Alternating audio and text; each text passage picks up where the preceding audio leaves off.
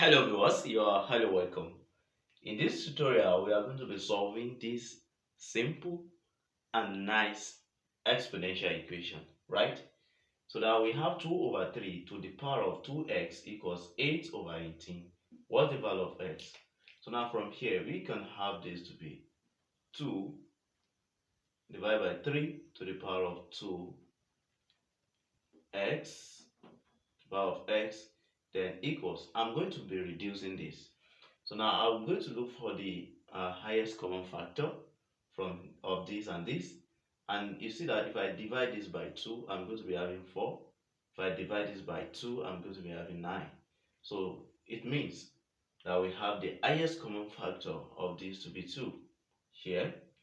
Now the next thing we are going to do, we have 2 over 3 to the power of 2x, then equals. Now I can rewrite this 4 over 9 in index form as 2 over 3 then to the power of 2. What did I do?